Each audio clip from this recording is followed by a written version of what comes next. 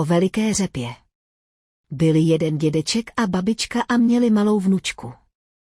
Hospodařili na svém malém políčku a chovali několik domácích zvířátek. Každý den vnučka Evička pomáhala svým prarodičům krmit husy, slepice a dobroty také nosila pejskovi, který měl před domkem svou misku. Pejsek nebyl lakomý a pokaždé schoval něco na zub pro kočičku. Ta pak odsypala ze svého pár drobtů k myší komůrce na půdě. Nakrmená myška si pak s kočičkou hrála na honěnou třeba celou noc. A tak tu spolu hezky žili. Zatímco Evička krmila zvířátka, babička pracovala v kuchyni, děda, ten měl na starost pole. Brzy ráno se svou prací začínal a pozdě večer s ní končil. Sázel, zaléval, plel, okopával a o co víc pracoval, o to víc se rostlinkám dařilo.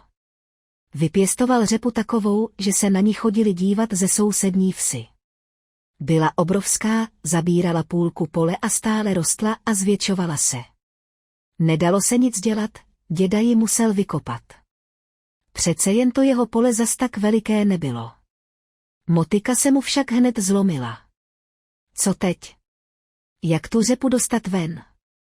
Zavolal na pomoc babičku. Ta uchopila dědu v pase, ten chytil ze všech sil silné listy a společnými silami táhli, ale řepu nevytáhli. Babička zavolala Evičku. Ráda pomohu, však vy se o mne také staráte, přiběhla ochotně Evička. Ať se snažili ze všech sil, řepa nepovolila. Vnučka běžela pro pejska. Pes chytil Evičku, Evička babičku, babička dědečka, dědeček řepu, táhli, ale řepu stejně nevytáhli. Hav, sami nic nezmůžeme. Kočičko, pojď nám na pomoc, přivolal pejsek kočičku. Ta se postavila do řady, chytila pejska, ten vnučku, ta babičku, ta dědečka, ten řepu, táhli, už se zdálo, že řepa trochu povoluje, ale nakonec ji nevytáhli. Budeme to muset vzdát. Na takovou velikou řepu nemáme dost sil, vzdychal zklamaně děda.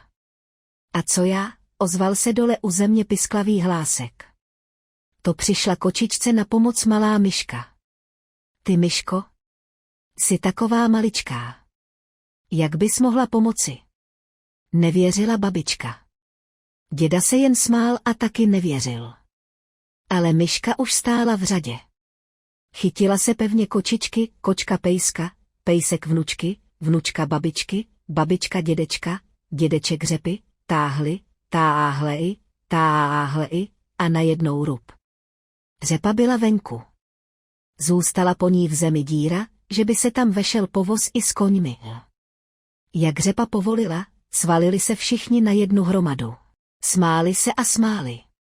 Společnými silami se jim dílo podařilo.